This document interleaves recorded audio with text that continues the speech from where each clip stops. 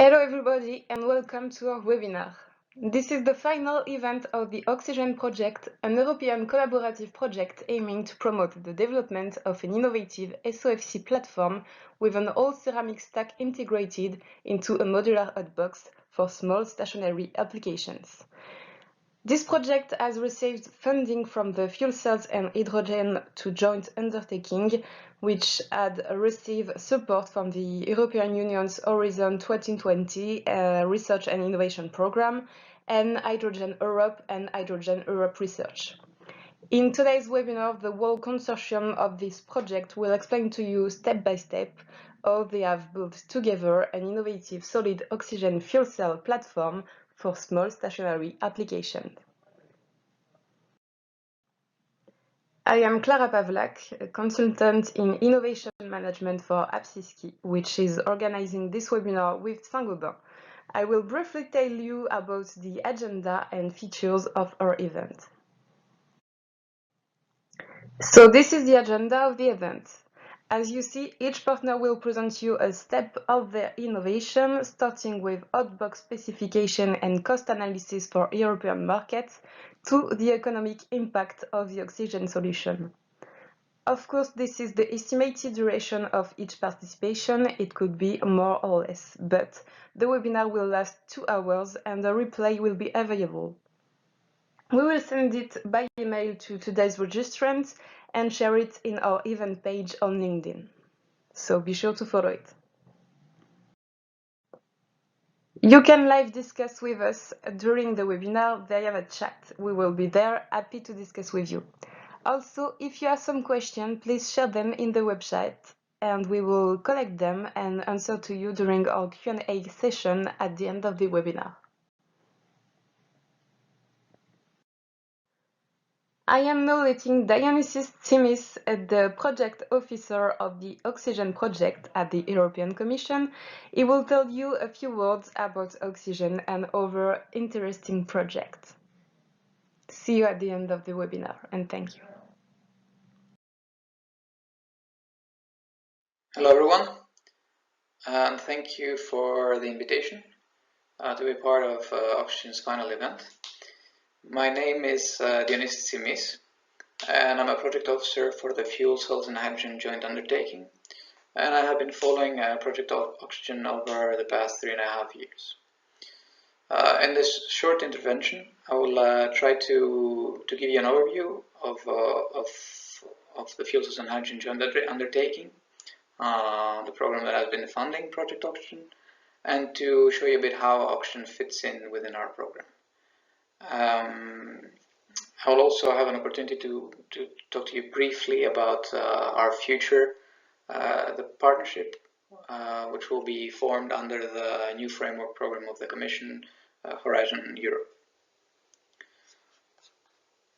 So starting on with the Fuel Cell and Hydrogen Joint Undertaking.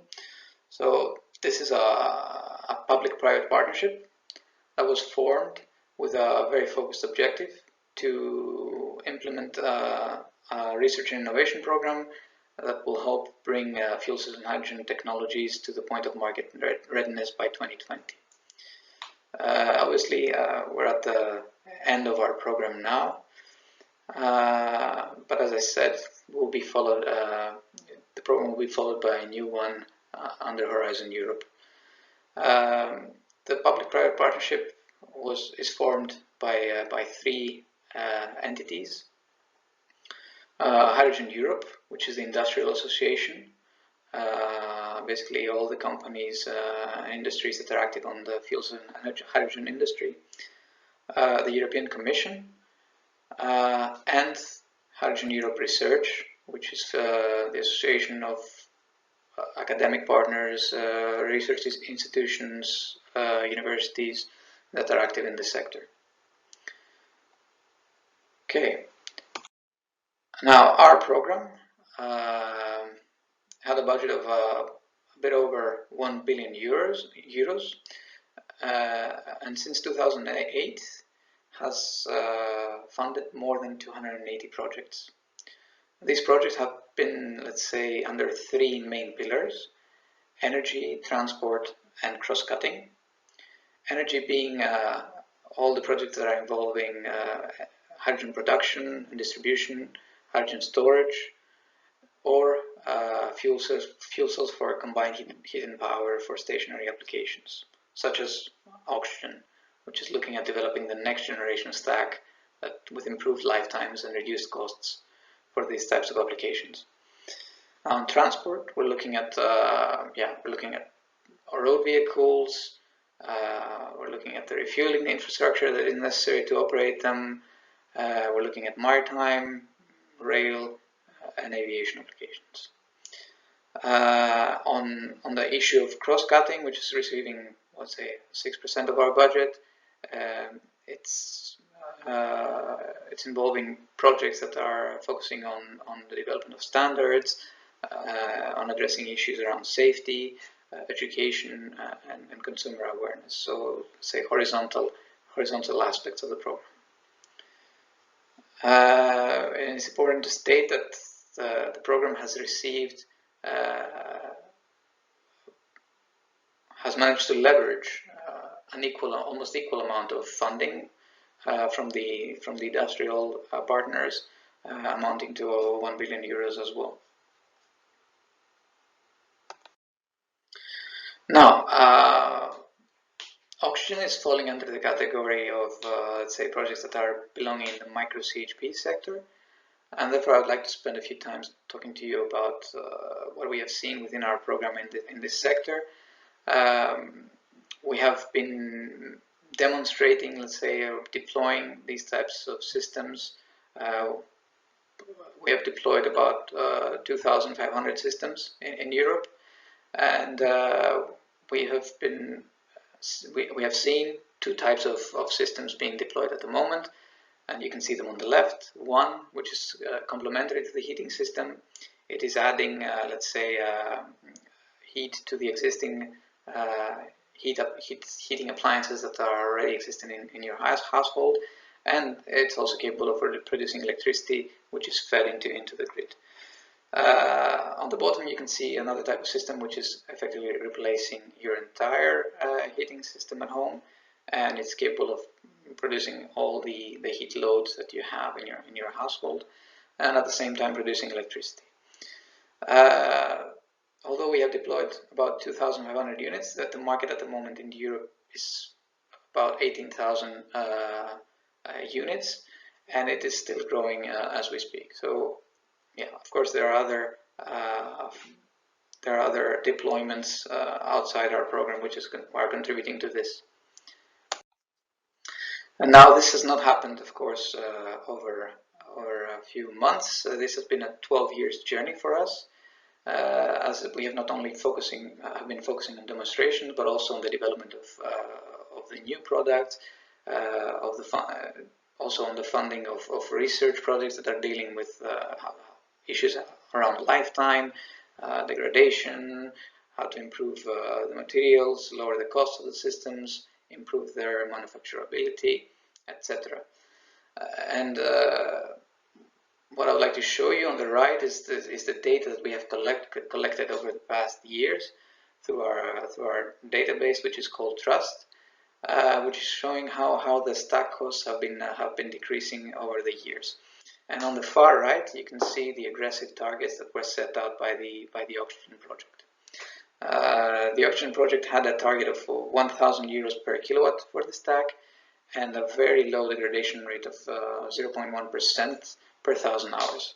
So really trying to push the technology to get the next generation stack that will enable us to develop a more competitive system. I'm really looking forward to see the results that will come in the rest of the presentations with respect to these targets. Yeah, so this brings me to the end of my presentation, and before I leave you to continue, I'd just like to show you a brief slide on the next partnership, which will be, say, revolving around three main pillars: one on production, hydrogen production, one on hydrogen distribution, and a third one on the end uses of hydrogen. The partnership will have 10 strategic objectives. One of them being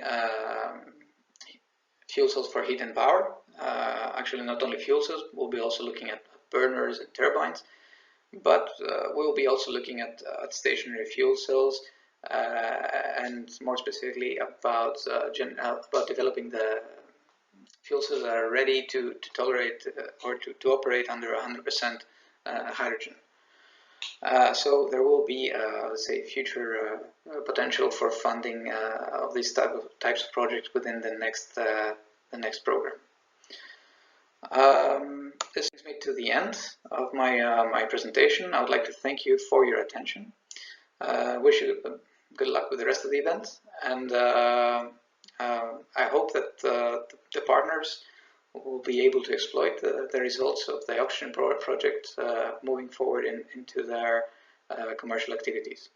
Thank you for your attention. Welcome to this meeting, where all partners of the OxiGEN project, funded by the European Union, will explain and illustrate their work and results. But first, a word on my company, Saint-Gobain. Since 350 years, we make flat glass, but not only.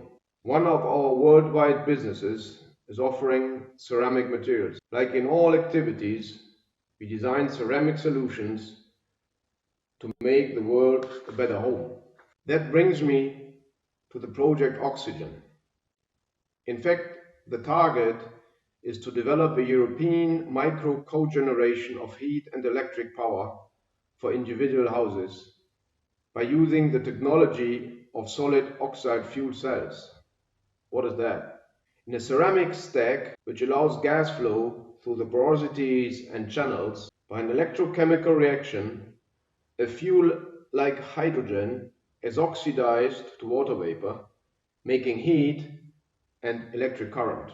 In order to get a European system of such a micro CHP, several partners, who will all intervene today, contribute according to the scheme you can see on the slide. Starting from the ceramic stack, a hot box is assembled, tested with all kinds of metrology. Then a diagnosis brings up new ideas for further generation. As you will see in what follows, specifications of such micro CHP have been defined, markets analyzed, and total cost of ownership has been established. And so further improvements have been found to open the door for the future. I wish you an interesting meeting.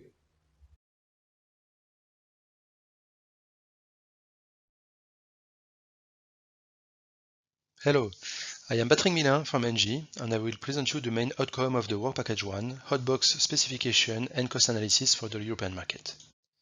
As you can see on that slide, the main objectives are to define the best sizing of a SOFC micro-combined heat and power system, meaning we try to understand and check which are the best settings in terms of electrical power and electrical efficiency, to get profitability in different markets. By markets, we mean different kinds of buildings, like residential, individual, or collective, but also commercial buildings, office, education, retail, health, and hotels. Our set of calculation will be done in 5 countries in Europe: France, Germany, UK, Italy, and the Netherlands. To make this calculation, we base our methodology on a tool called OxiGEN also. This tool has been developed by ENGIE. It's a VBA-based tool. The idea is to have different set of hypotheses. First, the building. So we will define different kind of thermal loads according to the kind of building, residential or commercial. And according to the country, we will have different hypotheses in terms of irradiation, for example, occupancy, or heat demands, of course. On these buildings, we will come with a system. The system will answer hourly, so hour by hour, to the thermal load or the electricity consumption of the building. Meaning that for each step of time, each hour there, we will have an operation of the system to answer that. The main results or outputs of the models are, of course, the energy consumption to calculate the energy bill, but also environmental data like CO2 emissions, for example. The goal of that tool is to get all of the data in terms of OPEX or CAPEX to calculate a total cost of ownership and check where the profitability can be reached and which are the conditions to set it.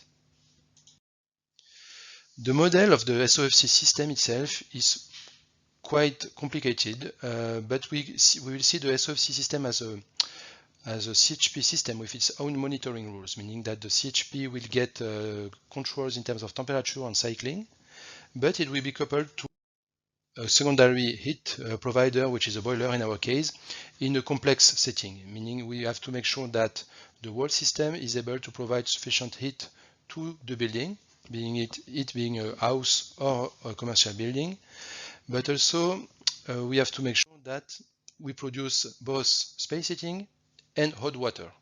So the system, as you can see there, has been programmed in a VBA in the model we had before and has been adapted for the needs of the OxiGEN project. Now, in terms of output, what will we look into first? First, we have to understand how the system operates. Our main indicator in that topic is the number of cycles. As you can see on those two graphs, what we have below is the electrical power of the SOFC system, which is a parameter from our calculations, so from 0.3 to 5. And you can see here the number of stops that the CHP does every year. Why does it increase? Simply because the highest the power of the SOFC system, the highest the heat outcome of the system, and therefore, especially in summer or in some buildings with low thermal demand, the systems provides, let's say, 5 kilowatts in a very short amount of time, so it has to stop because he cannot provide more heat to the building. That's the limitation of our calculations. That's why you can see on the graph on the left, for example, that we have more cycles in Italy than in Germany or UK, meaning that the heat demand in Italy is lower than in the other countries. That explains the high rate of cycles here. On the graph on the right, you can see another parameter, which is the electrical efficiency of the SOFC. The highest the electrical efficiency, 50% here, the lowest heat is provided, and therefore the lower number of cycles we have. So this is quite important because one of the main drivers of our calculation is that we have to limit the number of cycles. And the limitation from the project is we cannot have more than 5 cycles of the CHP per year, which means that in that case, for example, the highest power is impossible because we would reach hundreds of cycles. Therefore, in that case, we have to focus on the lower power here. This is the main technical setting to understand in which buildings we can operate safely. Then, of course, we have to think about the economic aspects. The economic aspects is mainly based on approach from a Roland Berger study, which explains that the capex of a CHP system can be described as a fixed cost and a variable cost in terms of euro per kilowatts of electrical power installed. The analysis we made, as you can see on the graph on the left, takes into account both the gain in electricity production, meaning we produce electricity and heat. This electricity we can self-consume it or sell it on the market through a feed-in tariff, for example. Then we gain money, we gain economically there. However, so that's what you can see here. That's the curve here. The orange curve shows that we win money every year compared to a reference. However, as you can see, since we have a variable cost of the SOFC in euro per kilowatts, the higher the power, the more capex we have to pay initially. So the goal of that curve here is to show that to maximize the gain, we have to be below this variable curve, but we have to also to optimize the power to get the maximal gain. We could get more euros here, but the difference between the variable cost of the capex and the economic gain is higher. Therefore, from that graph, we can check the best conditions for profitability. In that case, for example, in the table on the right, you can see the main results for the house here. For example, for the Netherlands, the maximum power output to optimize the gain is 0.5 kilowatts electrical, which is only 0.5 for Italy, for example. And then below, you can see the variable cost in front of that in euro per kilowatts and the maximum cost of ownership for the appliance to be sold to get profitability. For example, here you can see a much better profitability in Germany than in Italy, for example, because we will get more euros from the feed-in tariff for the consumption of the condition of self-consumption. If we try to summarize the results, so all the calculations we made before are summarized in 2 slides here. Simply, for the single-family houses, we think from the modeling and the simulation we made that we have to stop the SOFC system in summer. Otherwise, we will only have to provide heat for domestic hot water, and we will increase strongly the number of cycles. So that's a must do. Therefore, we check the power output capabilities, and we think that the power output of 0.6 kilowatts, can fit all countries, maybe a bit lower for Italy because of a lower heat demand for heating. Efficiency has a limited impact on cost saving, but high power efficiency minimize on off cycle, so the higher the power, the better. Finally, regarding cost, for most countries, a maximum of stack-related capex is around 4,000 euros per kilowatt is compulsory, with a 10 years lifespan. With this stack cost, we think that the total capex of the whole system, including the boiler, the inverter, the other buffer tanks, for example, it appears to be hard to reach, except maybe in UK and Germany, where the tariffs of electricity are higher than the other countries. Therefore, these 2 countries are the most promising markets, but we think there are some challenges to get profitability there. When we look into multifamily houses, there we can see that because of the multiplicated heat demand, we can operate the SOFC all year long. And we think that a power output of 2 kilowatts can fit all of the countries. So you can see the higher power, so higher initial cost, but more profitability to be reached. We see also a higher positive impact of power efficiency on the on-off cycles than for single-family houses. And this market seems really easier to address from a cost point of view because we have multiple tenants in the building that can invest. Germany and UK remain the most attractive countries. Once again, the difference with the other countries is based on the electricity tariff level. Commercial sector can also be very interesting for health and hotels.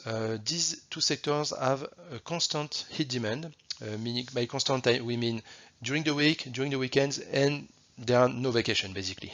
So therefore we can have a constant heat load that allows us to optimize the heat and power output of the SOFC system. We think that the 5 kilowatts system with a 50% efficiency on electricity is the best setting for all of these sectors. The problem we have with retail, office, and education is that it's quite tricky because sometimes we cannot operate the SOFC system during the weekend. Sometimes we have vacations, so we create limitations in the number of cycles. Therefore, from all of these calculations and analyses, we set the conditions of success. We know exactly what kind of power output or efficiency we need to target in these different markets.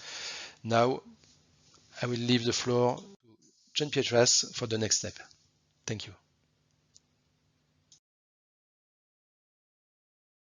My name is John Pietras, and I'll be describing the work done at Saint-Gobain in the OxiGEN project in the development of the stack.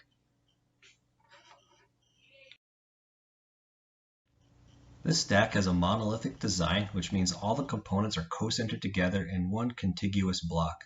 That includes the electrolyte, the cathode, the ceramic interconnect, and the anode as the repeat unit.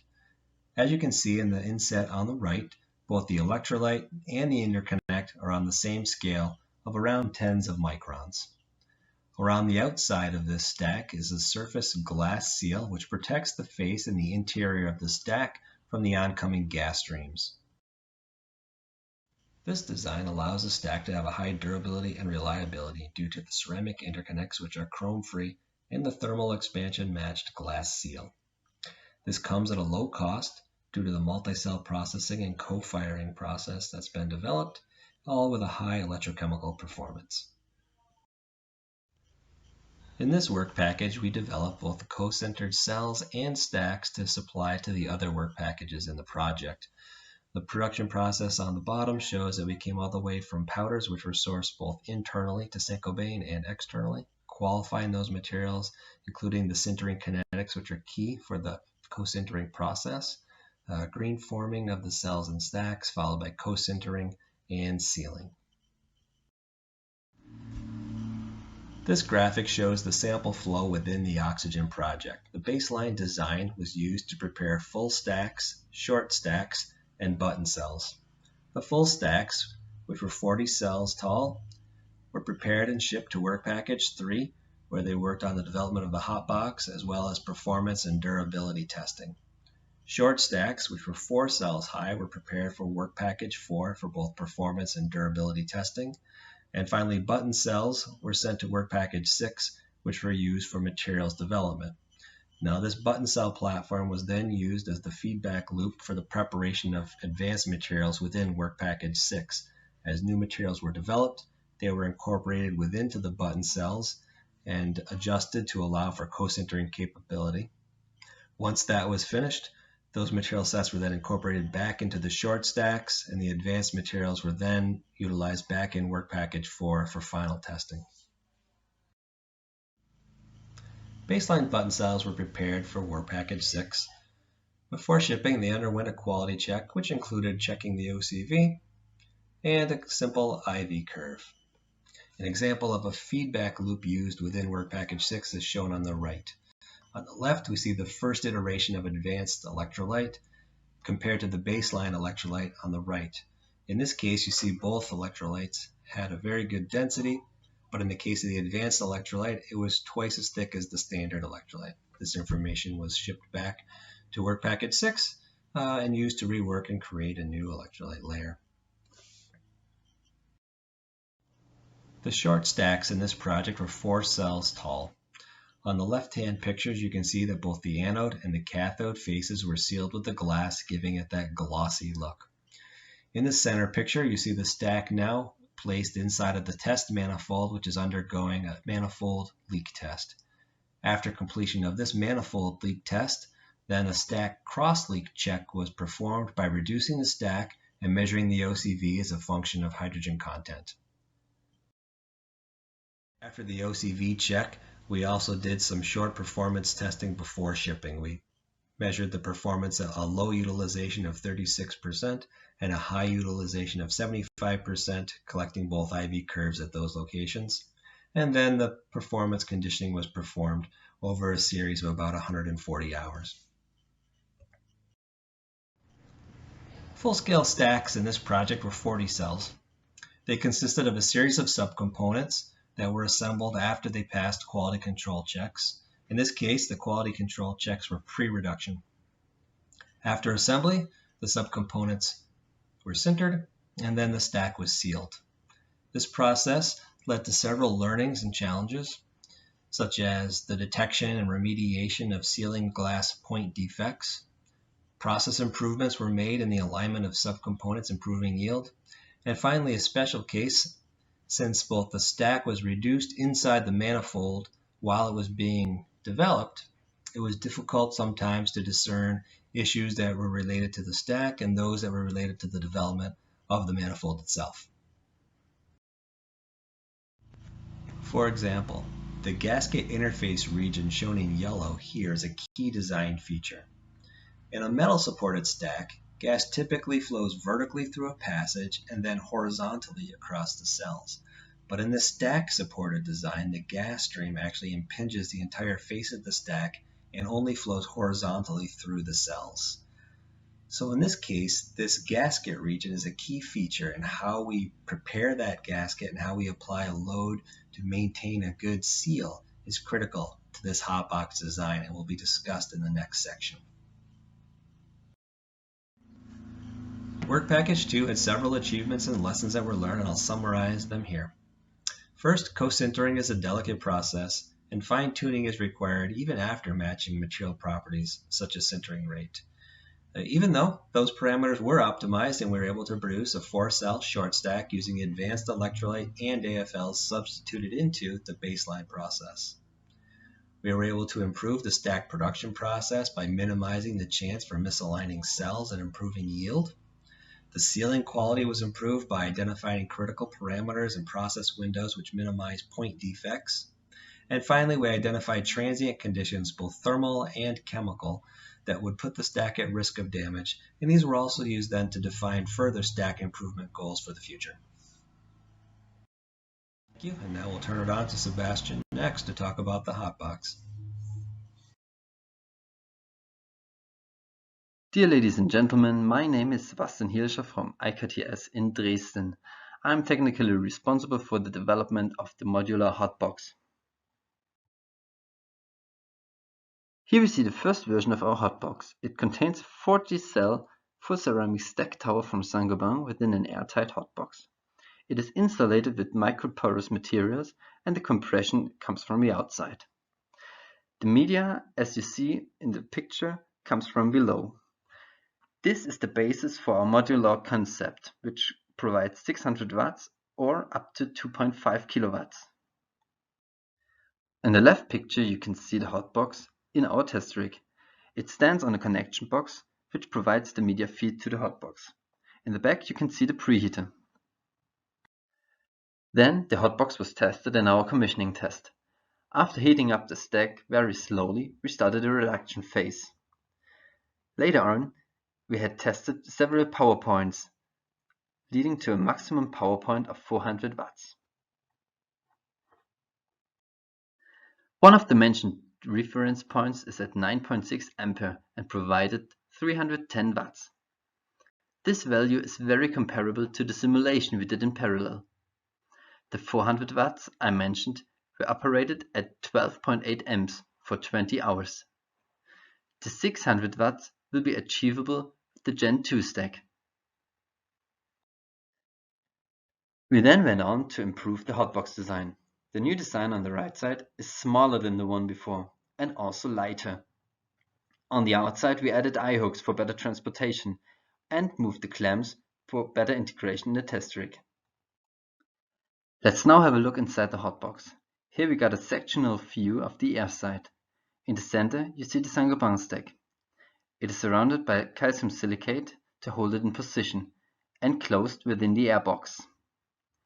Around we got the microporous insulation and everything is covered with the sheet metal.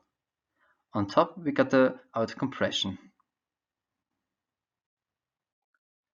Cutting through the fuel side we see the compression system on both sides of the hotbox.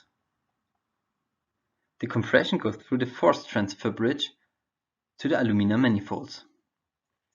These apply force to the mica gasket to see the fuel in and outlet. In former version, these manifolds were way bigger. They have been reduced to lower heat transfer and for a compact design. With this reduction, the fuel manifolds have become a critical part of the hotbox. The thinnest part is now 4 mm width, and the overall thickness had been reduced by 20 mm. To prove its stability, a FEM simulation was done. For the FEM simulation, 250 Newton were applied to each half cylinder, resulting in an overall load of 100 kg. The FEM simulation revealed a maximum principal strength of 14.1 MPa below the cylinders. This value is below the maximum allowable strength of the used alumina, so we were sure that this manifold is stable. To prove its stability, we had used the sealing tests. For these tests, we have modified one of our test rigs. In it, we can cover a mica sealing with an alumina manifold like it is in the hotbox. The compound can be then compressed and heated up to operational temperature. Through these holes, gas can be flushed into space. Closing the outlet valve, the pressure inside the space rises. At 100 millibars, the inlet valve is closed and the pressure drop is recorded. With these tests, we can gain knowledge about the stability of the manifolds and the tightness of the sealing. The system's tightness was proven with a silicon dummy. All tested manifolds were able to resist the 97 kilograms pressure without any damage. The pressure drop was recorded between 90 and 1 millibar, and it always took longer than 30 seconds. Within the important field of 40 to 20 millibar, it took 9 to 10 seconds for the pressure to drop. These values are comparable to the tests done at Saint-Gobain. Having the compression changed several times, we saw that there is no influence of the compression. We decided to go with 500 Newton for the Gen 2 stacks. The mica sealing is also able to be cycled for 5 times, having an improved tightness. With the gained knowledge, we built and assembled a new hotbox. The hotbox test went good in the beginning. After heating up, a pressure drop test was done. Within the reduction phase, a sudden damage appeared. The leakage was detected in time, and the hotbox was cooled down to prevent further damage. We then have to open the hotbox and saw a small crack on the air outlet. The stack could then be replaced by a new one, and another test was done. This specific hotbox was assembled 5 times. Ignoring the smaller damage on the outside of the insulation, everything was quite good. There were no burning marks or damages on the insulation. The airbox was tight like it was in the beginning. You see here the complete hotbox version 1.2.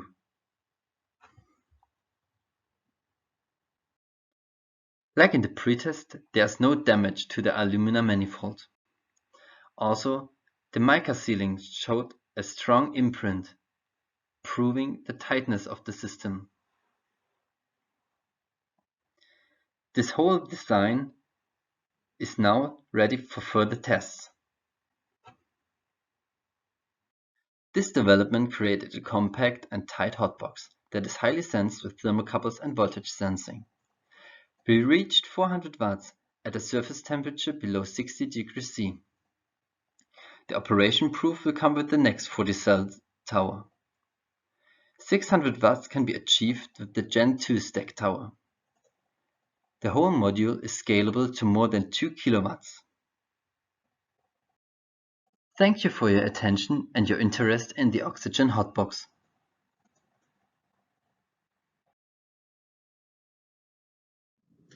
Good morning, everybody.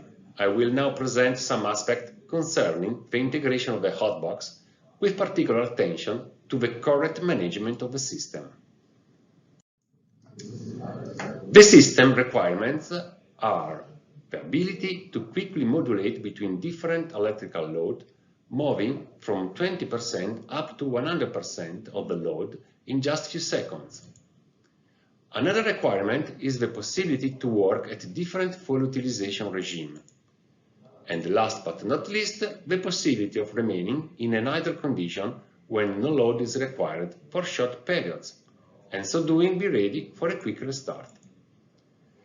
One of the main problems that can arise during a fast modulation is related to the temperature profile inside the stack, with potential stack failure as a result. The temperature profile of the stacks depends on different factors, such as the electrical load, the full utilization, the inlet temperature of the fuel and air, and the syngas composition through the internal reforming reaction. The goal is to ensure the correct temperature profile of the stack during all utilization conditions and during transit, avoiding both gradients and thermal shocks. The lever we focus on for control of the temperature profile of the stack is the internal reforming, which depends directly on the composition of the syngas. It is possible to modify the percentage of methane contained in the syngas and therefore the internal reforming simply bypassing part of the natural gas and not making it react in the reforming reactor. This can be done according to the scheme shown in the picture. As I said, the change of operating parameter of the stack causes a change of its temperature profile. But the stack temperature has a certain inertia in responding to the change of operation condition, and there is a risk of delay in the regulation of the syngas composition. For this reason, it is preferable to control the temperature of the anode exhaust, which change in a much more dynamic way as the stack operation parameters vary. Stabilizing the temperature of the anodic exhaust helps to stabilize the temperature of the stack. Here on the left it is shown the draft of the reactor. The catalyst of the methane reforming reaction is placed in the central part, while the end parts, whose purpose is to stabilize the temperature, are filled with inert substances such as silicon carbide grains. In the upper photo, the core of the reactor is shown, while in the integrated reactor, with all the control devices, is shown in the photo below. With this device, it is possible to fine-tune both the reactor temperature ramp and the temperature control of the syngas supplied to the hotbox, showing in the left picture. The reformer is dimensioned in order to guarantee the complete conversion of the methane, independently from the bypass. In this way, the composition of the syngas supplied to the stacks depends very dynamically on the bypass as shown in the right picture, and no longer on the reactor temperature with its thermal inertia. For testing reasons, it is necessary to feed the hotbox with syngas and air at a temperature of 850 centigrade. In order to do this, the reforming would have had to be heated to even higher temperature with consequent passivation of the catalyst. For this reason, a superheater has been placed on the syngas and air lane as shown in the picture. This superheater is clearly not needed in the final system with high thermal integration. And here some results of the tests. The graph on the left shows the composition of the syngas experimentally measured by the infrared analyzer as the degree of bypass varies. As you can see, the variation of the syngas composition follows the variation of the bypass in a very dynamic way. The table on the top right shows the concentration value of methane, carbon monoxide, carbon dioxide and hydrogen at the 5 points selected and indicated by the vertical blue lines in the picture. The concentration data measured are on a dry basis. Therefore, it is necessary to adjust this data considering that the user steam-to-carbon ratio is 2.5. In the table below, you can see the data adjusted with the water actually present in the syngas.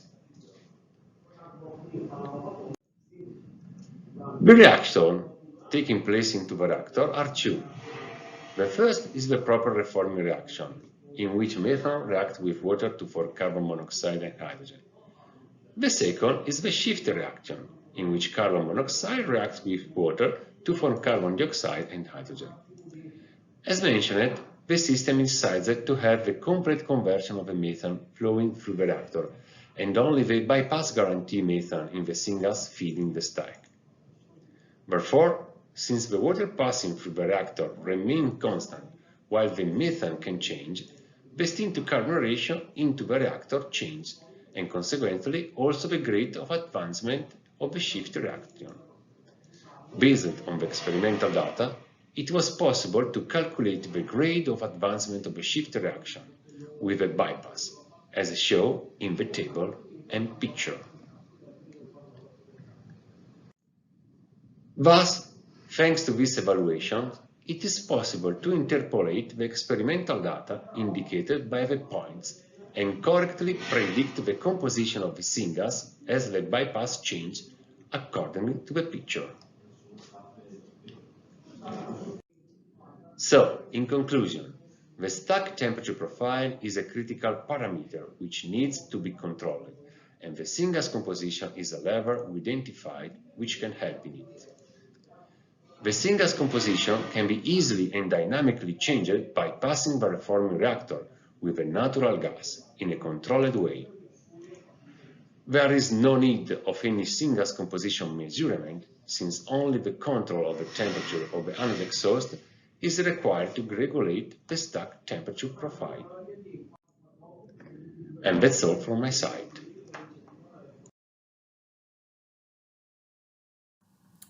Hello everyone, I'm Karine Couturier from CEA in Grenoble, France. I'm engineer researcher in the field of materials and electrochemical testing of solid oxide fuel cell and electrolysis cell technology from components to stack level. I'm going to summarize what was done at CEA about short stack testing for the 3-year OxiGEN European project. So I'm going to describe the short stack performance assessment under system conditions, remaining that a short stack is composed of 4 cells of 64 cm square, as already presented by John in our package 2. So first of all, a quick overview of my main colleagues involved in this project, in particular Bastien, Thibault, Denis as technicians in charge of test bench preparation and maintenance, stack mounting, or also acquisition and automation of all parameters and sensors. Thanks to all of them.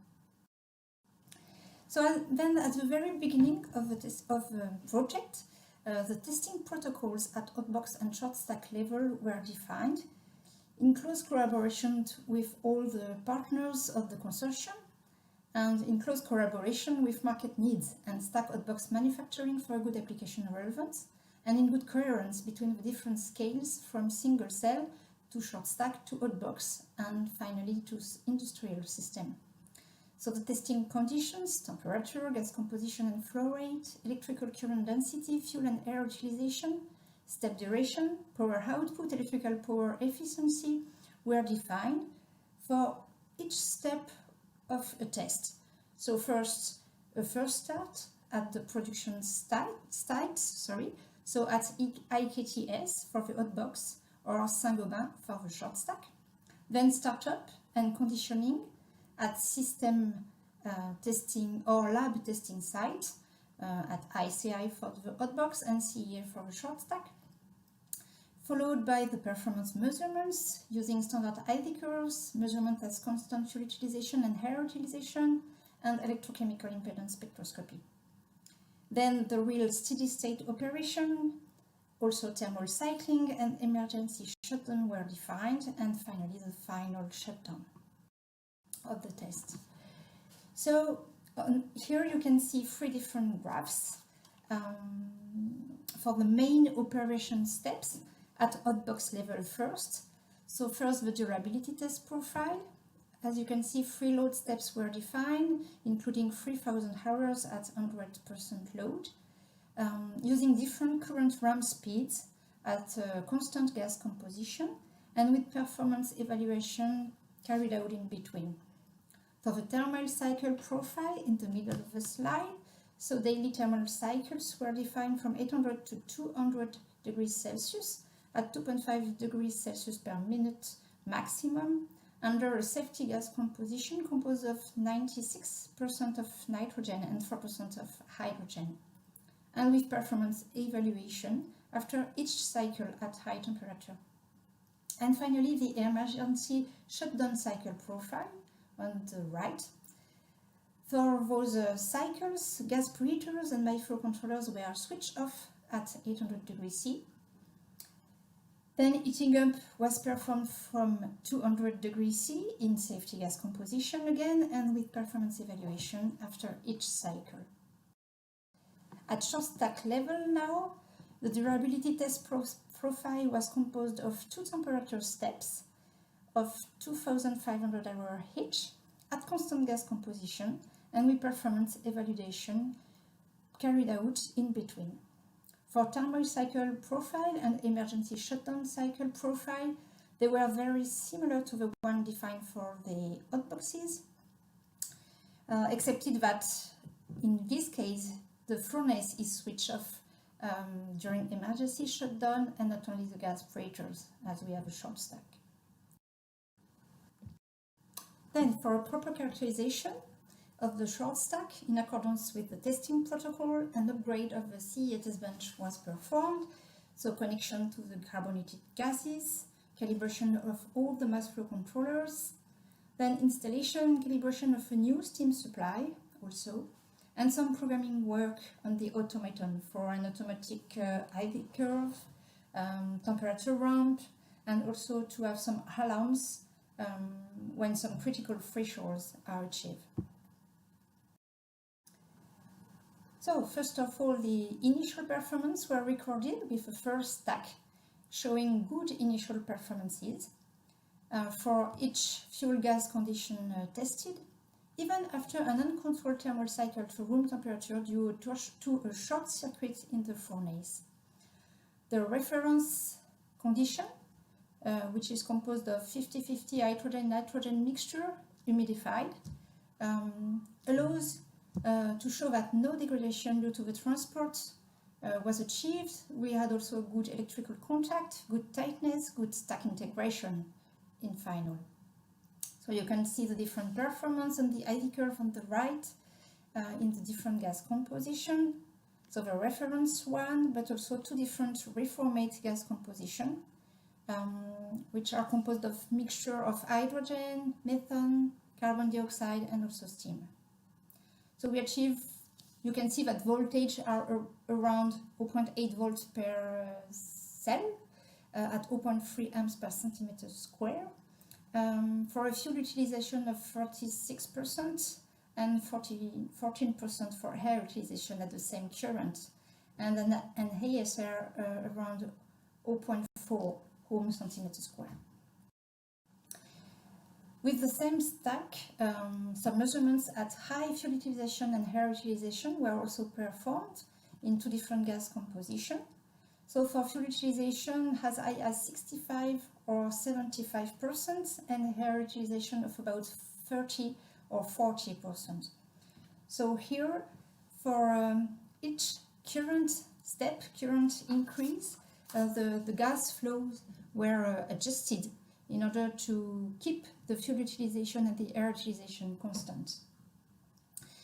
So you can see here that some electrical efficiencies around 50% LHV at this typical 0.3 amps per centimeter square current were achieved, which is quite nice. Then steady state operation was performed on another stack. So in total about 3,000 hours in steady state operation at 800 degrees was carried out with different gas and current conditions. So you can see on the graph the voltage evolution of a particular step. 344 hours at 0.25 amps per centimeter square and a fuel utilization around 30%. And you can see that a low voltage decrease was observed of about 3 millivolts per kilohour, which corresponds to 0.36% per kilohour per cell in average. And this in a reformate gas composition. So quite a good stability was observed. Then some thermal cycles were also applied to the short stack from 800 to 200 degrees C. So 10 thermal cycles were applied. You can see on the graph here the dark curves of the voltage evolution and also all the temperatures in the fuel and air outlet and inlet on the test bench in the stack, and also the electrical current on the right in orange. So it can be seen here that at each comeback to high temperature, for example, you cling the black curve representing the voltage, that a decrease of OCV and voltage in the current was observed at 800 degrees C and at each cycle. So it appeared that those thermal cycles looked detrimental to the short stack, but it is probably due to an increased leak during cycling, as it can be seen with the decrease of OCV and also the temperature increase in particular at the outlet. So now the outcomes of the short stack testing from this project. So we encountered different challenges. First, an uncontrolled thermal cycle to room temperature, which was due to a short circuit in a light on the front of the furnace during the initial performance measurements. Hopefully, this was without any detrimental effect on the stack performance. Also, we experienced a loss of the program in the automaton associated with temperature decrease and gas stop, but under current, and we observed that it was very detrimental to the stack as expected. We also, during those tests, identified a risky hydrogen concentration for gas change periods, leading to microcracks. So we learned that we have to respect a certain procedure during gas change periods. Nevertheless, with 2 stacks tested in this project, we achieved quite good initial performance in reformate compositions at 800 degrees C, and also quite high electrical efficiency, LHV, of about 50%, again in reformate gas composition at the same temperature. And also the stack was able to operate about 3,000 hours at 800 degrees C in different gas current conditions with a quite low voltage degradation rate in reformate gas composition. And 10 thermal cycles finally were applied with a decrease of OCV and voltage under current observed, which is probably due to a leak, an increased leak during the test. Thank you very much for your attention, and let's hear now the presentation from Julian and Marie-Laure. Bye.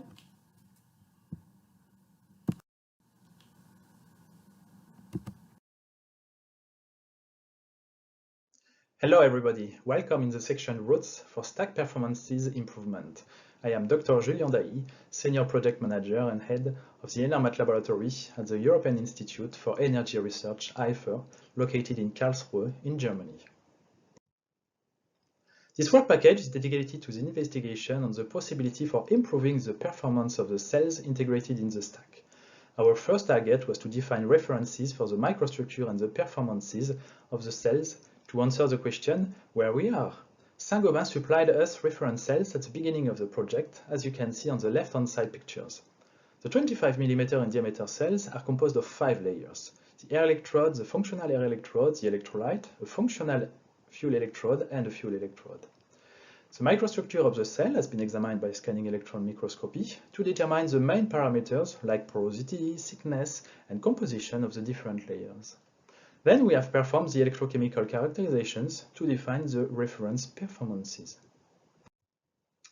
All the protocols used for the characterizations are described in the public deliverable cell testing protocols, including the testing conditions for IV curves, redox cycling, and long-term testing. On the left-hand side, can you see the overview of a complete test showing the different operation modes. IV measurements are the first characterizations done in order to evaluate the performance of the cells. The picture on the right-hand side shows the evolution of the cell voltage of different reference cells as a function of the current density. You can observe a good reproducibility between the different samples and testing equipment in EIFER and Saint-Gobain. At 800 degrees C, the open circuit voltage is around 1.07 volt, and the power density about 0.56 watt per centimeter square at a cell voltage of 0.7 volt. The redox stability of cells is important in the case of emergency shutdown or gas leakage. One of the targets of this work package was to improve the tolerance of the anode functional layer regarding redox cycling.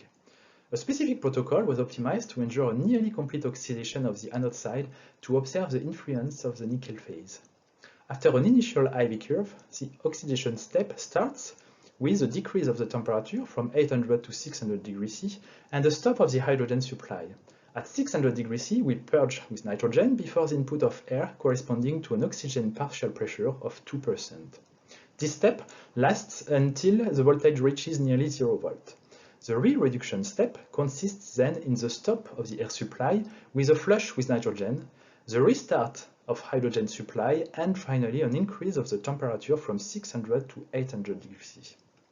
After a stabilization time at 800 degrees C, a final IV curve measurement is done for comparison before and after the redox cycling. You can see on the left-hand side the evolution of the cell voltage during 10 redox cycling. The first part of the oxidation stage corresponds to a decrease of the hydrogen partial pressure, which is a reproducible loss, whereas the second part mimics the introduction of air in the fuel chamber.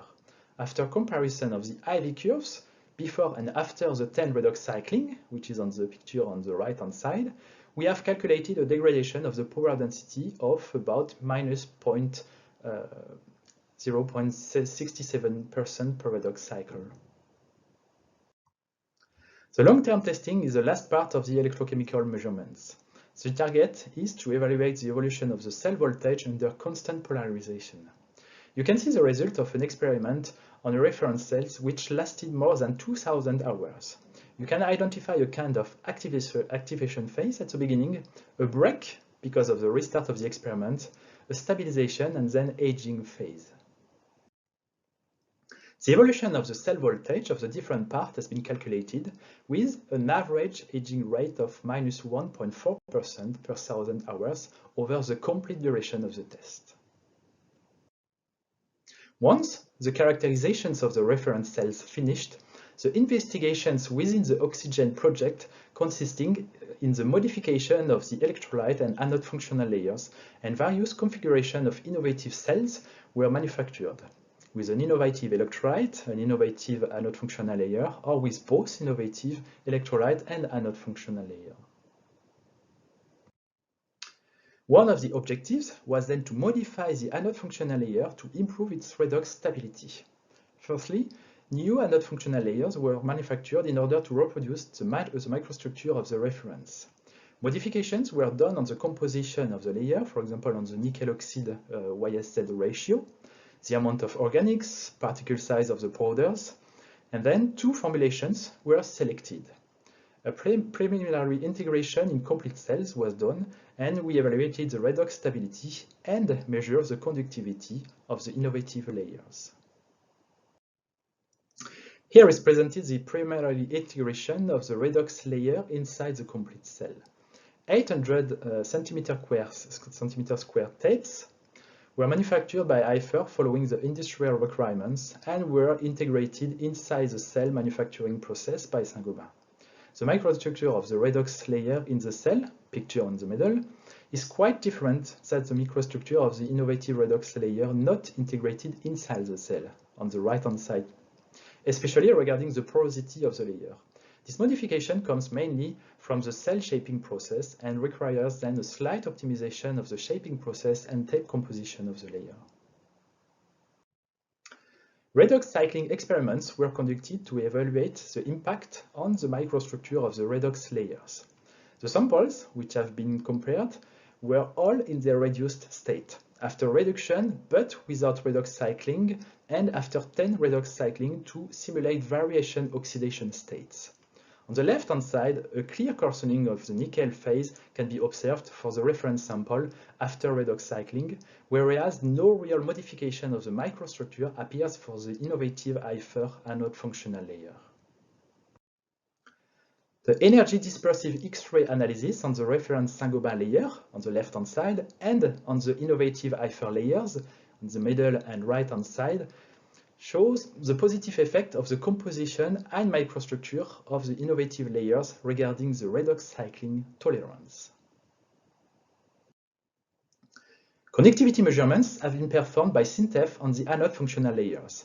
You can see on the left-hand side that the value of the conductivity increased from 10 to 50 and even 500 from the reference sample layer of Saint-Gobain, the layer of IFER, and the layer of IFER with more nickel, respectively. In addition, the evolution of the conductivity as a function of time displayed on the right-hand side shows a better stability of the innovative layers versus the reference one, which, once again, confirmed the improvement of the redox anode functional layer. Hello everyone, my name is Marie-Laure Fontaine. I am Research Manager at SINTEF and I will present you the work that has been carried out in the OxiGEN project related to the investigation of alternative electrolyte composition. The objective of this work was to reduce the ohmic loss in the reference cell produced by Saint-Gobain, and for this purpose we have investigated alternative electrolyte composition based on the scandium dope zirconia system using an alternative co-dopant integrating cerium, niobium, tantalum, and manganese. The activities carried out in this work are illustrated in this figure. Firstly, we screen the produced material with respect to their structure, conductivity, and compatibility with some standard cathode material to assess their performance versus some standard key performance indicator, which I will come back to. The selected material were then produced as electrolyte and functional anode tape, which were integrated in Saint-Gobain production line to produce some button cell and some short stack, which were tested in the project. In this presentation, I will give you some highlights, starting first with the investigation of the electrolyte composition called 2% doped manganese system.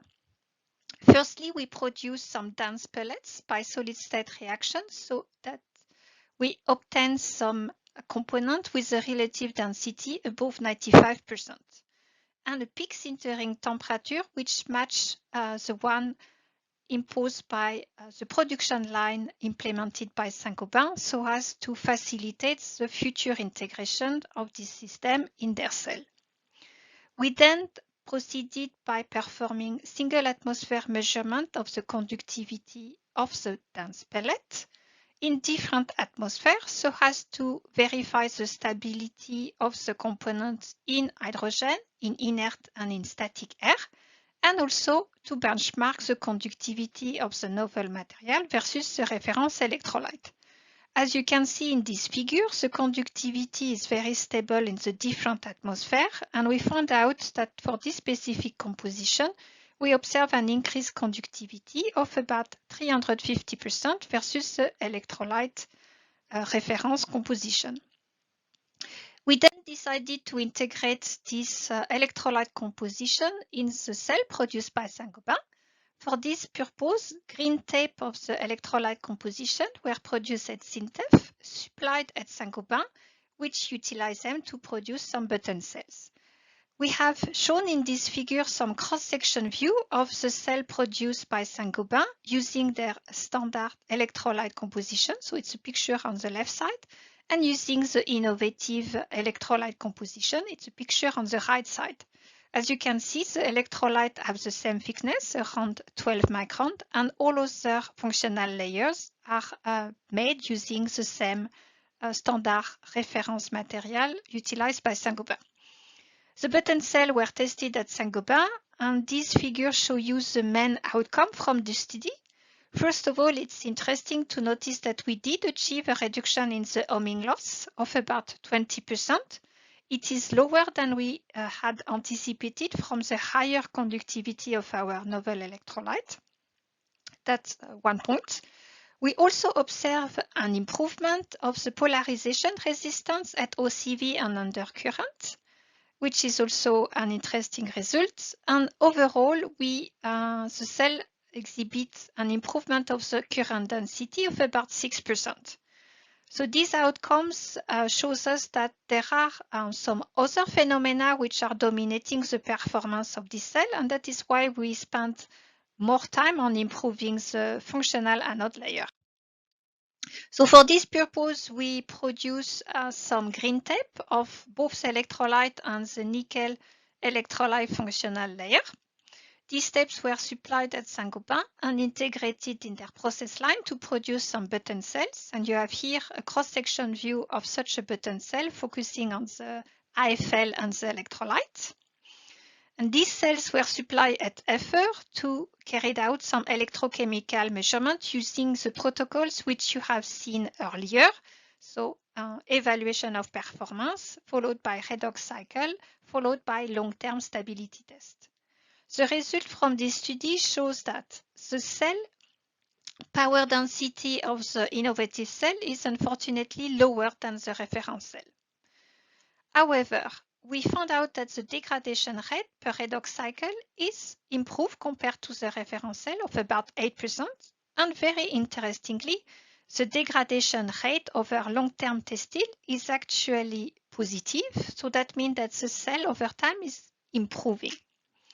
So from this result, we decided to produce a short stack of this new material. The short stack were produced by Saint-Gobain.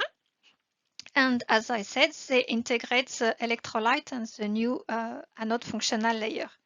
So the stack are currently being tested at the CEA, and the preliminary results that we are having so far is that the serial resistance for the innovative stack are about twice lower than the one measured on the reference stack, which confirms the improved performance associated with our electrolyte material. And we are currently awaiting results associated with measurement of the polarization resistance to be able to assess the effect of the anode functional layer. So this brings me to the conclusion of this presentation. I would like to point out the very nice collaborative work between SINTEF, Saint-Gobain and IFER, as well as with CEA, which has enabled us to work on the different interfaces, notably on material optimization, component development and optimization, integration of the new component in cell and stack, and their testing. The outcome of this collaboration is that we have achieved a reliable assessment of the reference cell. We have been able to develop new material and components which were successfully incorporated in an industrial production line and upscale to the production of short stack. When it comes to the key performance indicator, we have successfully validated those on individual components and partially on cells. And this shows that interfacial reaction or interface are a topic which should be further investigated in new projects. I would like to thank all the colleagues who have contributed to this work, which are shown in this slide, and of course the FCH and the European Commission for their support.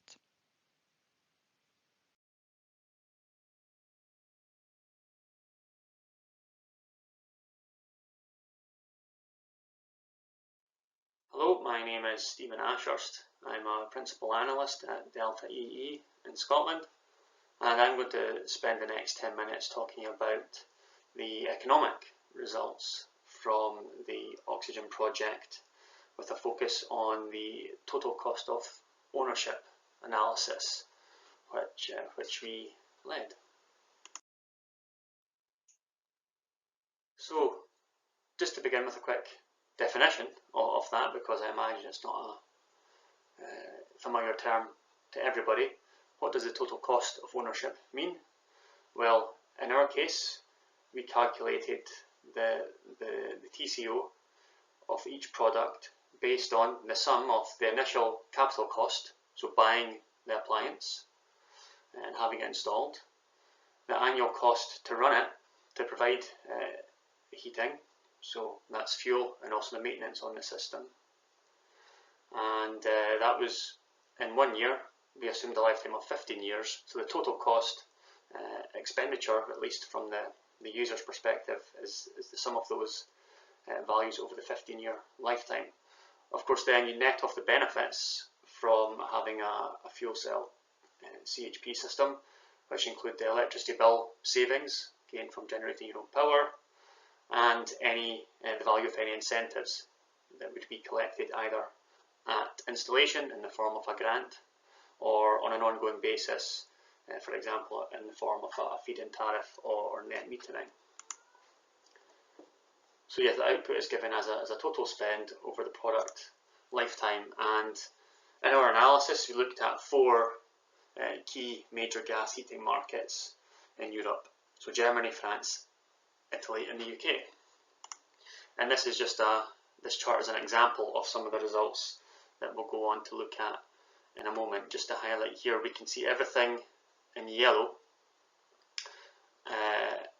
sums up as the end user expenditure on the system. So we've got your maintenance, your fuel cost, as well as over the lifetime the cost of electricity that you buy in, that you can't produce yourself, and the capital cost of the appliance, as mentioned. We're then netting off the benefits, earnings, any savings from not using the local electricity network as much, and the net of those leads us to the total cost of ownership figure per appliance, as indicated by the dot here. So you can see in some cases there are no additional benefits or incentives, so the total cost of ownership for the base case system or gas boiler is the same as the total expenditure. But when we look at the different fuel cell technologies, whether it's PEM or SOFC, we can see that in different cases for different products we would expect a different amount of value to be generated over the lifetime. So we looked at many countries and both residential and commercial appliances, so we won't have time to go through all the results today, but I've selected a few examples which I believe give a good overview of the main findings and messages which came out of our TCO analysis. So to begin with, we'll look at comparing the OxiGEN appliance with other state-of-the-art fuel cell micro CHP systems, specifically the residential systems for the residential market. So I've simplified the chart a little bit here, combined all the expense items together, so we just see the full total cost of ownership over the appliance lifetime represented up the vertical axis here, and we have four different products. The Saint-Gobain system highlighted in red, we're comparing that against both PEM and SOFC systems, which are the current state of the art. And you can see here that just the Saint-Gobain system was expected to offer the lowest cost of ownership of all these four products in the German market. Now, this chart, we're looking at a scenario where no incentives are applied. That's what our reference case means. So of course we're projecting into the future. We can't guarantee that the incentives available just now will be available in the future. If they weren't, these are the results we would expect for Germany, and indeed these, whether it's the OxiGEN system or potentially the PEM-FC R2 system, they would deliver a very compelling investment case, even compared to the base case gas boiler, for millions of customers which are currently on the German natural gas grid. If we were to assume current incentives would carry on into the future, this chart on the right hand side is how we would expect our results to change. So you can see that all systems do receive a blue investment subsidy, as well as ongoing value for self-generating their own electricity. The cost of ownership for the OxiGEN system reduces by over €6,500. Of course, all the systems reduce in cost. And under this scenario, we see that the competing PEM system just slightly outcompetes the OxiGEN system on the total cost of ownership, based on the balance of the grant it would receive and the ongoing remuneration from self-generated power. But overall, the results for Germany, particularly with regards to the residential product, were very encouraging. We are going to now look at the commercial sized fuel cell systems only, and jump to France for a different perspective. So again, it's the same TCO. You can see that the values are higher because it's a bigger product and there's more energy being consumed. We have slightly different counterfactuals or competition in the market, because these are different products, despite the fact that they have the same technologies. We have two solid oxide systems. Again, we've got OxiGEN in red here. We have a main PEM system, and we have an industry's best estimation for a generic fuel cell system as well. So in France, not pictured here, the fuel cell systems didn't quite beat the base case gas boiler in the commercial market without incentives. Generally, they were about €10,000 more expensive over the lifetime. But again, it was a positive result for the OxiGEN system, which came in at more than €4,000 cheaper over the lifetime compared to the next closest competitor. And again, key here were the expected lower ongoing servicing costs, as well as the lower initial capex for the OxiGEN system. Incentives currently aren't great in the French market anyway, so once these were applied, we didn't expect a major change. And as you can see represented on the new chart on the right hand side here, the shape, the trend is very similar to the original chart, and the hierarchy of product attractiveness is as it is under the reference case. But we see that all systems do achieve fairly significant additional savings and benefit for end users based on the value of self-generated power. So in the OxiGEN system case, the expenditure over the 15-year lifetime would come down by €27,000.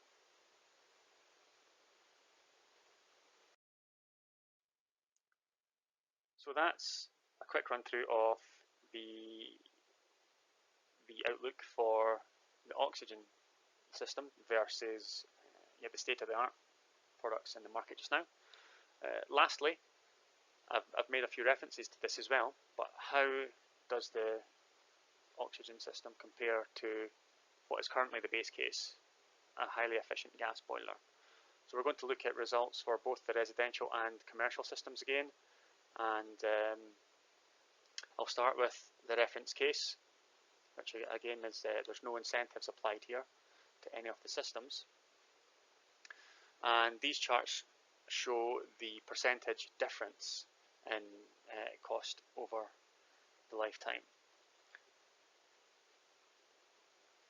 So we just spoke about France on the prior slide, and I said that yes, it was difficult for none of the fuel cell systems challenged the base case gas boiler in the commercial market, and you can see that's highlighted by this bar here, that the OxiGEN system is 12% more expensive to run in France in the commercial application in the lighter shade of blue.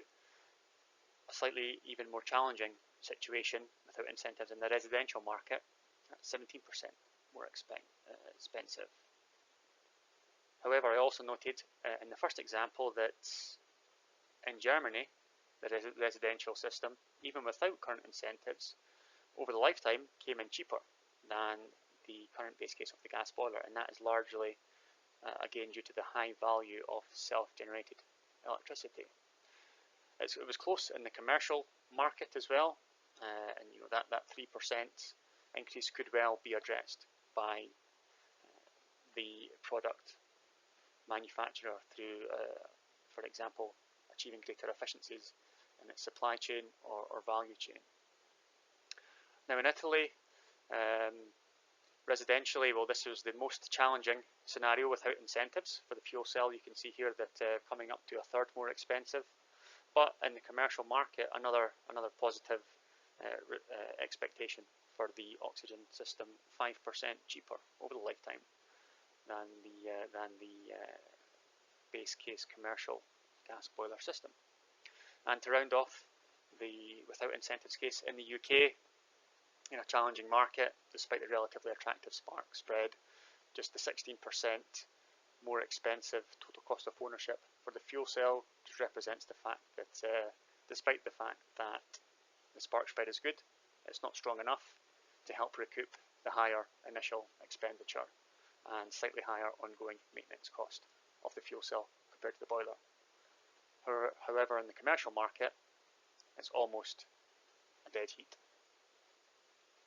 But again, with incentives, the case looks different, and because the incentives support fuel cells, of course, leads to a much more optimistic outlook for the OxiGEN appliances, whether residential or commercial. So I won't go through all these in the interest of time. You can see that the situation is greatly improved in France.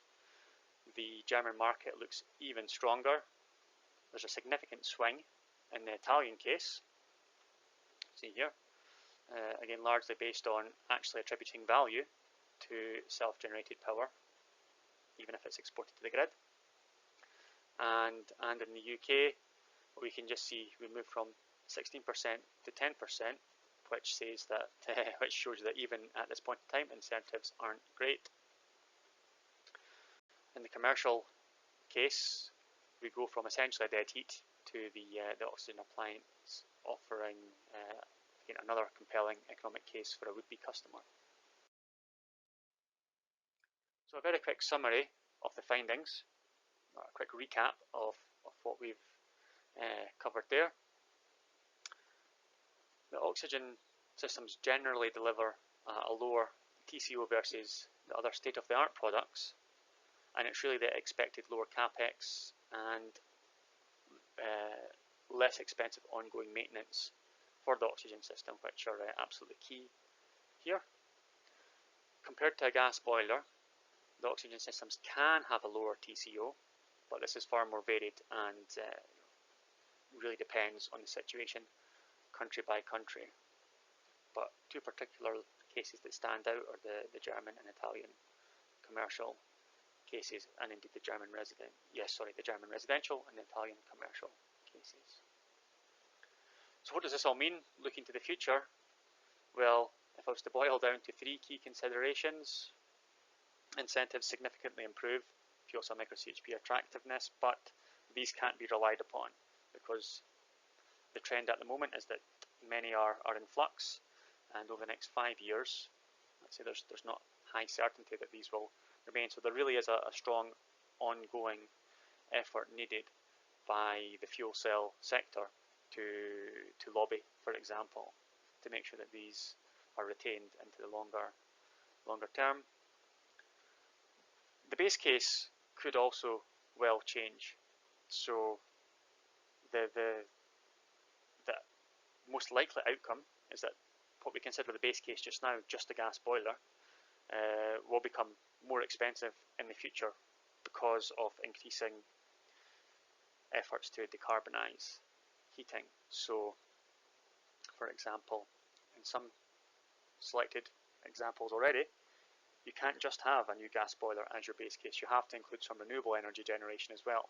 So whether that's a gas boiler plus solar thermal, or a gas boiler plus PV, or a gas boiler plus a heat pump in a hybrid solution, whatever, there's a good chance that the comparative capex for the base case will change, and that's obviously an advantage for providers of fuel cell micro CHP. And again, the main reason that the fuel cell systems do offer a compelling TCO case for end users is where they can generate as much electricity as possible and reduce the need for consumers to import as much electricity as possible from the electricity grid. That is by far the highest value metric which decides the outcome of the TCO analysis. So maximizing the use of self-generated power will be absolutely key, and the outlook for this could change as well based on current political interventions in the electricity market. So that's one to keep a very close eye on as well.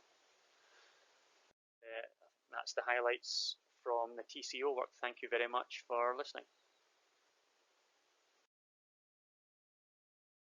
Hello again. So I hope everyone can hear us. So this was the last presentation from the OxiGEN partners. I hope you enjoyed the presentations. Thank you very much to all OxiGEN partners, because I think it was really interesting, very clear. So thank you. We will now begin the live question and answer session. Some of the presenters you saw this afternoon should join us. So I think some of us are already there. So we should have Robert Germain that is the project coordinator at Saint-Gobain. John Pietras, R&D manager at Saint-Gobain too. Karine Couturier managing the project at the CEA. Marie-Laure Fontaine, who is research manager at SINTEF, and Sebastian Yelscher, R&D responsible at Fraunhofer. So hello again, everyone. Nice to see you again. I will replace Sebastian Yelscher. My name is Stefan Megel. I'm responsible for stack and stack module development at Fraunhofer IKTS. So hello. Hello Stefan, hello Clara. Hi Karine. Hello, Karine. We unfortunately didn't have so much question, but a good participation on the polls. So thank you for participating. We have some question for you to conclude this webinar. Maybe we can start with a more personal question. You already have been involved in a collaborative European project, so maybe you have some feedback. What it has brought you, and what can be like some advice for someone who would like to join a project or start a project? Maybe if you have some feedbacks on the participation on the OxiGEN project that you want to share while we are waiting for Robert and John. Okay, then I will start.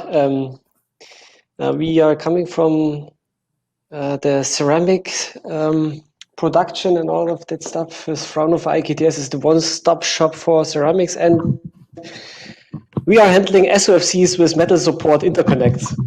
So it's we are very proud that the big Saint-Gobain tried to test it all ceramic stack, and we have this OxiGEN project where the EU funds makes it possible to make R&D on that.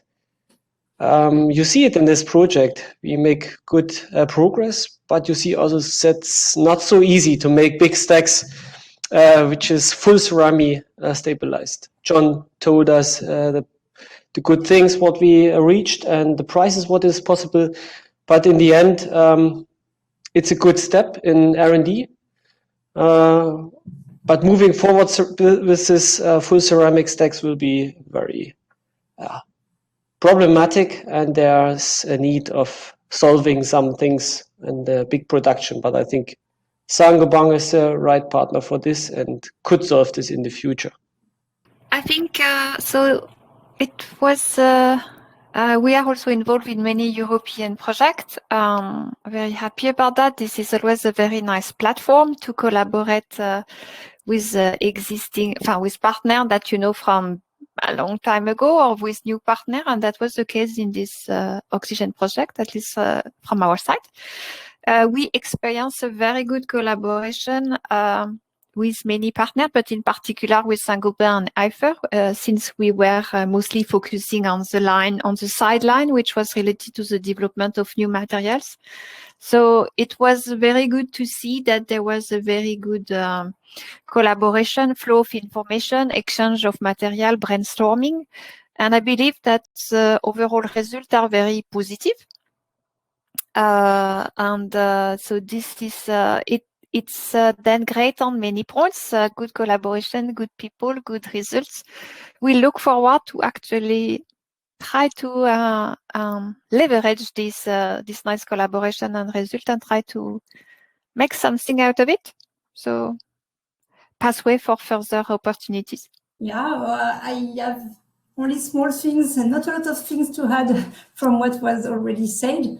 I agree that we had a quite nice collaboration with a lot of bilateral or with more than two partners, discussions and brainstormings, and about, in particular for the short stack testing, it was more dedicated to testing protocols, to the different ways we have to test this quite a specific object, which is the all ceramic short stack of Saint-Gobain. The way to proceed, and also at each difficulties each difficulty when controlled, testing it. I mentioned in my presentation, for example, the particular procedures we had to respect concerning the gas change. And we had also a lot of discussion concerning this subject before finding the right procedure in changing the gas. So yes, it was nice. Unfortunately, the technology is not yet as efficient as we expect at the beginning, but it means that we have to perform and to try to increase, as said by Laure, the level of it, and we have some job on that. And we hope that Saint-Gobain will be able to work again on that, and perhaps we will share again in new projects, in future projects. Thank you very much. I am actually trying to find a way to include John and Robert to our conversation, sorry. Maybe also to conclude in another topic, more concerning the project and your companies. What can be the next steps of such a project? As I said in the sideline on novel material, button cell, short stack, I think it's going nicely. We have learned quite a lot. And there has been good result, some less good result, but overall, I think it's very positive. So what we are currently doing is doing some dissemination activity, preparing some publication of the work, and collaborating more with the CA, for instance, with Karine to hopefully to get even more result on short stack. So we look forward to that. And the plan, at least for us, we really would like to continue working with the team. So we will look forward to new EU or new possibilities for sure. I see that John has shared something in the chat, saying that he echoed the comment on the spirit of collaboration among the team. Putting together a strong group is key to success, and he feels you clearly passed that mark. So it's an encouraging message from him. It's clear that we have a black screen for John because it's night in US. Or oh no, the sun should go up. We can hope that next year we will not have this kind of program, because we will be able to perform a webinar in live in one place with everyone. More physical meeting, yes. Yeah. John saying that there were many advancements for the project team to be proud of, and for us to carry on the next project. Yeah, because the results of the OxiGEN project are a good basis for all other hydrogen projects. Sorry. So maybe we can conclude on this webinar, and if you have something to share in the chat, John and Robert, in particular Robert, because you're the project coordinator, do not hesitate to write it. And if you have all a last word to say to conclude this event, please do it. I want to thank you, as well as to the other project partners, for a pleasant project. And it's nice to have you here, as well as to have you in the discussion over the last years. It was every time friendly, also if we have sometimes not success, but we found a way that we have a good end of this OxiGEN project. Thank you for this. It was much pleasure from my side, as well as from Sebastian Hirscher's side. Thank you for everyone. I think we will see us in the next time for the SOC community. So keep in touch and take care. Thank you to all. Bye-bye. Okay, thank you very much too. In fact, for CA, the adventure is not yet finished. As Marie-Laure already said, we have this third short stack, which is on the test bench And in July, we will be able to restart the test and continue the test. So we will see if the lower ohmic resistance is confirmed with this new electrolyte, and if when we will apply a current, the performance, what would be the overall performance. So we hope we will have good results with this new stack, innovative and improved, with innovative and improved electrolyte and anode. Thank you for the consortium also. Yeah, same for me. I agree also with what Stefan said. It was every time we met and when we discussed, it has always been a very nice arena, very nice people. We did laugh a lot, had a very wonderful dinner and very good meetings when we managed to meet. So it was a very pleasant project to be part of. I'm very grateful and happy for that. I just look forward for the next step with you guys. That was it for me. Thank you very much, all. We have some thanks also from John in the chat, and I would like to thank you too, because I'm not in the project for so long, but I have so very good energy from all of you in all the objectives of this project, and it's good to see it.